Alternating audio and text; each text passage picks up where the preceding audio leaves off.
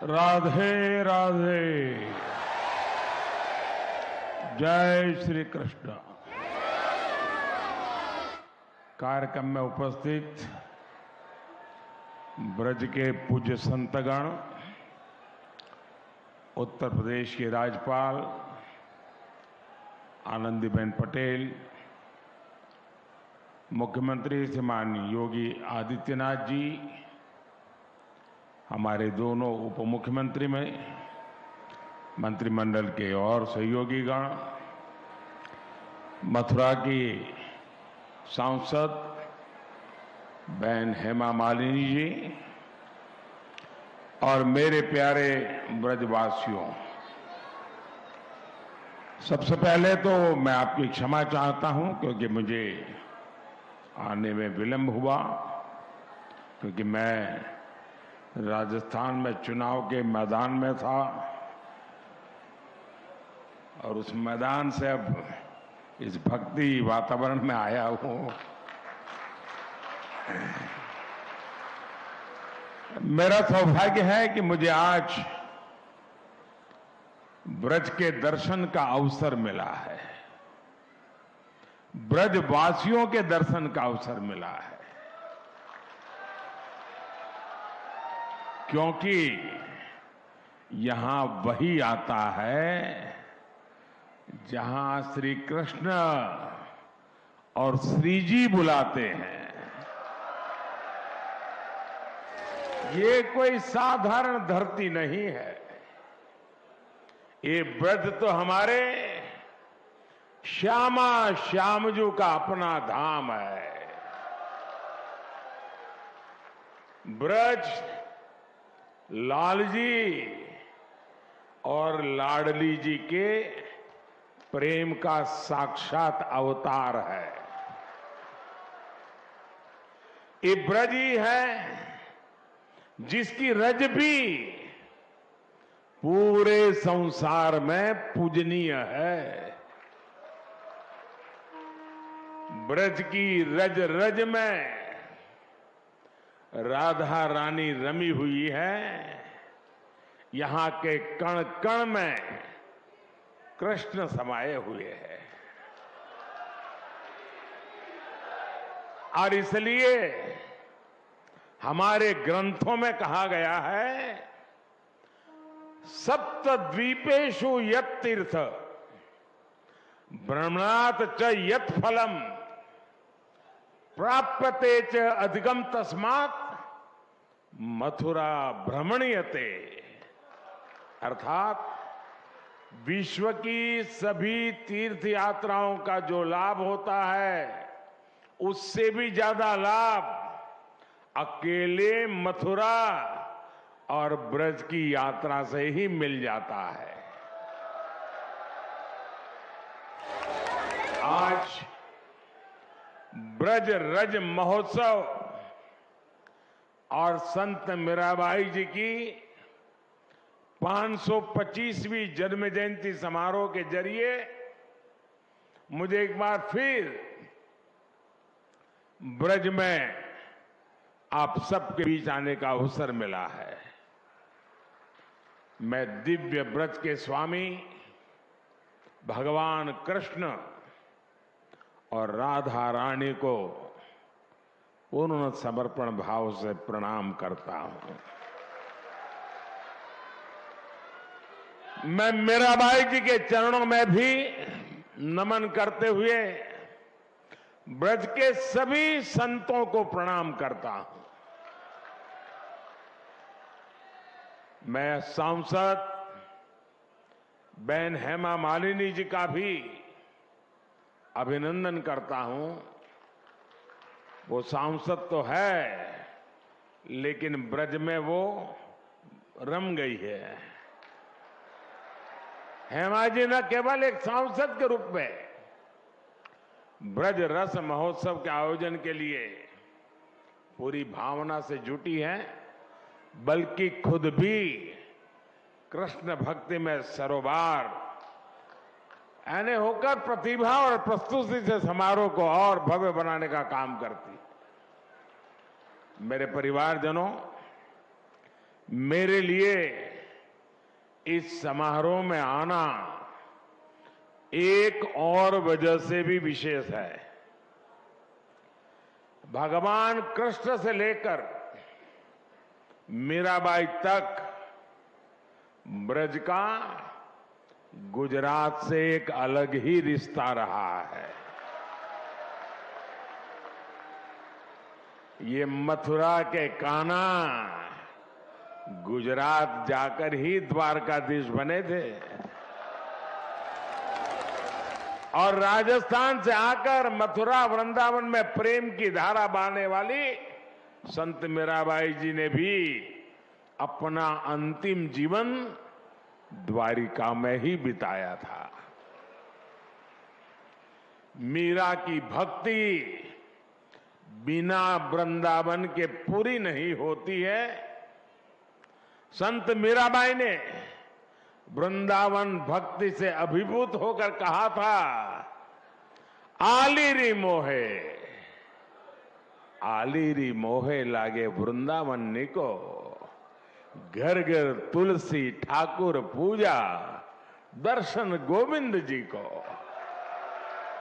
इसलिए जब गुजरात के लोगों को यूपी और राजस्थान में फैले ब्रज में आने का सौभाग्य मिलता है तो हम इसे द्वारकाधीश की ही कृपा मानते हैं। और मुझे तो मां गंगा ने बुलाया और फिर भगवान द्वारकाधीश की कृपा से 2014 से ही आपके बीच में आकर के बस गया, आपकी सेवा में लीन हो गया। मेरे परिवारजनों, मीराबाई का 525वां जन्मोत्सव केवल एक संत का जन्मोत्सव नहीं है, ये भारत की एक संपूर्ण संस्कृति का उत्सव है। ये भारत की प्रेम परा का उत्सव है। ये उत्सव नर और नारायण में, जीव और शिव में, भक्त और भगवान में अभेद मानने वाले विचार का भी उत्सव है, जिसे कोई अद्वैत कहता है। आज इस महोत्सव में अभी मुझे संत मीराबाई के नाम पर स्मारक सिक्का और टिकट जारी करने का सौभाग्य प्राप्त हुआ है। मीराबाई राजस्थान की उस वीर भूमि में जन्मी थी जिसने देश के सम्मान और संस्कृति के लिए असीम बलिदान दिए हैं। 84 कोस का ये ब्रजमंडल खुद भी यूपी और राजस्थान को जोड़कर बनता है। मीराबाई ने भक्ति और अध्यात्म की अमृत धारा बहाकर भारत की चेतना को सिंचा था। मीराबाई ने भक्ति, समर्पण और श्रद्धा को बहुत ही आसान भाषा, सहज रूप से समझाया था। मीरा के प्रभु गिरधर नागर, सहज मिले अविनाशी रे। उनकी श्रद्धा में आयोजित ये कार्यक्रम हमें भारत की भक्ति के साथ साथ भारत के शौर्य और बलिदान की भी याद दिलाता है। मीराबाई के परिवार ने और राजस्थान ने उस समय अपना सब कुछ झोंक दिया था। हमारी आस्था के केंद्रों की रक्षा के लिए राजस्थान और देश के लोग दीवार बनकर खड़े रहे ताकि भारत की आत्मा को, भारत की चेतना को सुरक्षित रखा जा सके। इसलिए आज का ये समारोह हमें मीराबाई की प्रेम परंपरा के साथ साथ उस पराक्रम की परंपरा की भी याद दिलाता है। और यही तो भारत की पहचान है। हम एक ही कृष्ण में बांसुरी बजाते कान्हा को भी देखते हैं और सुदर्शन चक्रधारी वासुदेव के भी दर्शन करते हैं। मेरे परिवारजनों, हमारा भारत हमेशा से नारी शक्ति का पूजन करने वाला देश रहा है। ये बात ब्रजवासियों से बेहतर और कौन समझ सकता है। यहां कन्हैया के नगर में भी लाडली सरकार की ही पहले चलती है। यहां संबोधन, संवाद, सम्मान सब कुछ राधे राधे कहकर ही होता है। कृष्ण के पहले भी जब राधा लगता है तब उनका नाम पूरा होता है। इसलिए हमारे देश में महिलाओं ने हमेशा जिम्मेदारियां भी उठाई हैं और समाज का लगातार मार्गदर्शन भी किया है। मीराबाई जी इसका भी एक प्रखर उदाहरण रही है। मीराबाई जी ने कहा था, जेतई दिसई धरनी गगन बीच, तेता सब उठ जासी, इस देही का गर्व ना करना, माटी में मिल जासी। यानी तुझे इस धरती और आसमान के बीच जो कुछ दिखाई दे रहा है, इसका अंत एक दिन निश्चित है। इस बात में कितना बड़ा गंभीर दर्शन छिपा है, ये हम सभी समझ सकते हैं। साथियों, संत मीराबाई जी ने उस कालखंड में समाज को वो राह भी दिखाई जिसकी उस समय सबसे ज्यादा जरूरत थी। भारत के ऐसे मुश्किल समय में मीराबाई जैसी संत ने दिखाया कि नारी का आत्मबल पूरे संसार को दिशा देने का सामर्थ्य रखता है। उन्होंने संत रविदास को अपना गुरु माना और खुलकर कहा भी, गुरु मिलिया संत गुरु राव रविदास जी, दीनी ज्ञान की गुटकी। इसलिए मीराबाई मध्यकाल की केवल एक महान महिला ही नहीं थी, बल्कि वो महान समाज सुधारकों और पथ प्रदर्शकों में से भी एक रही। साथियों, मीराबाई और उनके पद वो प्रकाश है जो हर युग में, हर काल में उतने ही प्रासंगिक है। अगर हम आज वर्तमान काल की चुनौतियों को देखेंगे तो मीराबाई हमें रूढ़ियों से मुक्त होकर अपने मूल्यों से जुड़े रहने की सीख देती है। मीराबाई कहती हैं, मीरा के प्रभु सदा सहाई, राखे विघन हटाए, भजन भाव में मस्त डोलती, गिरधर पै बलि जाए। उनकी भक्ति में सरलता है पर दृढ़ता भी है। वो किसी भी विघ्न से नहीं डरती है, वो सिर्फ अपना काम लगातार करने की प्रेरणा देती है। मेरे परिवारजनों, आज के इस अवसर पर मैं भारत भूमि की एक और विशेषता का जरूर जिक्र करना चाहता हूं। ये भारत भूमि की अद्भुत क्षमता है कि जब जब उसकी चेतना पर प्रहार हुआ, जब जब उसकी चेतना कमजोर पड़ी, देश के किसी न किसी कोने में एक जागृत ऊर्जा पुंज ने भारत को दिशा दिखाने का लिए संकल्प भी लिया, पुरुषार्थ भी किया। और इस पुण्य कार्य के लिए कोई योद्धा बना तो कोई संत बना। भक्ति काल के हमारे संत इसका अप्रतिम उदाहरण है। उन्होंने वैराग्य और विरक्ति के प्रतिमान गढ़े और साथ ही हमारे भारत को भी गढ़ा।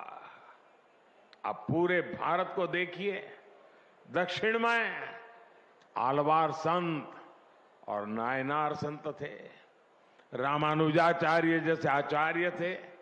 उत्तर भारत में तुलसीदास, कबीरदास, रविदास और सूरदास जैसे संत हुए, पंजाब में गुरु नानक देव हुए, पूरब में बंगाल के चैतन्य महाप्रभु जैसे संतों का प्रकाश तो आज पूरी दुनिया में फैल रहा है।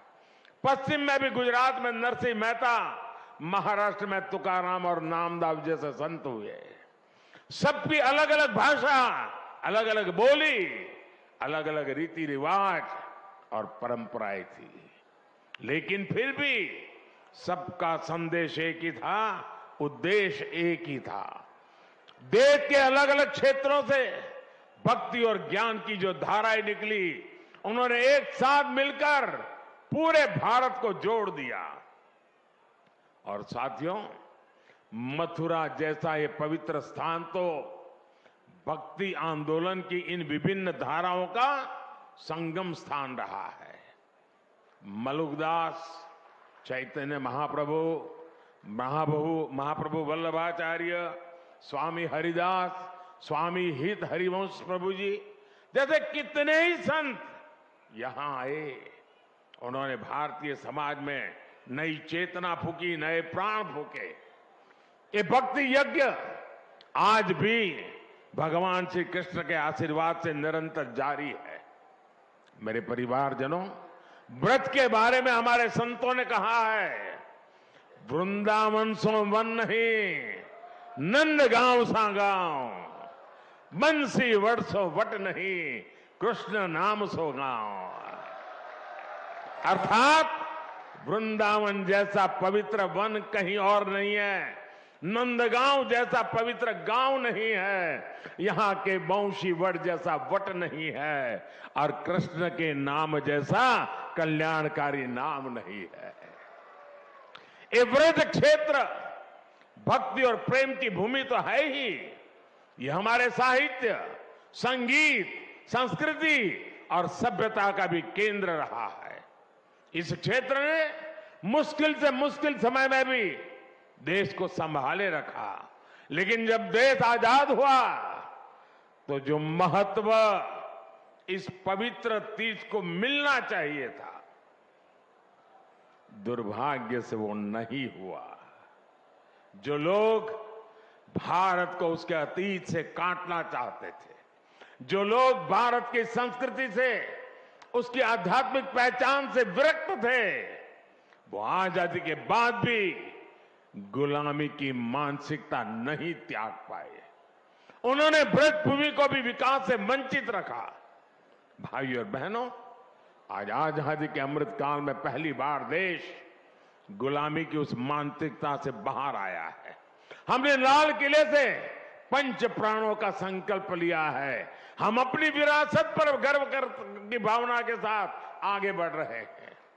आज काशी में विश्वनाथ धाम भव्य रूप में हमारे सामने है। आज उज्जैन के महाकाल महालोक में दिव्यता के साथ साथ भव्यता के दर्शन हो रहे हैं।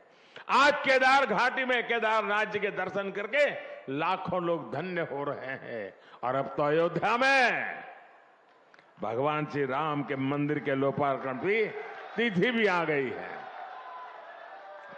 मथुरा और ब्रज भी विकास की इस दौड़ में अब पीछे नहीं रहेंगे।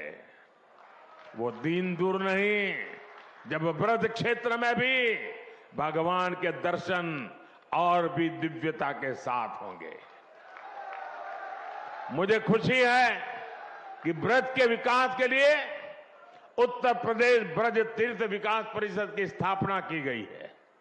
ये परिषद श्रद्धालुओं की सुविधा और तीर्थ के विकास के लिए बहुत से काम कर रही है। ब्रज रज महोत्सव जैसे कार्यक्रम विकास की इस धारा में अपना प्रकाश भी बिखेर रही है। साथियों, ये पूरा क्षेत्र कान्हा की लीलाओं से जुड़ा है। मथुरा, वृंदावन, भरतपुर, करौली, आगरा, फिरोजाबाद, कासगंज, पलवल, बल्लभगढ़ जैसे इलाके अलग अलग राज्य में आते हैं। भारत सरकार का प्रयास है कि अलग अलग राज्य सरकारों के साथ मिलकर हम उस पूरे इलाके का विकास करें। साथियों, ब्रज क्षेत्र में देश में हो रहे हैं बदलाव, ये विकास केवल व्यवस्था का बदलाव नहीं, ये हमारे राष्ट्र के बदलते स्वरूप का, उसकी पुनर्जागृत होती चेतना का प्रतीक है।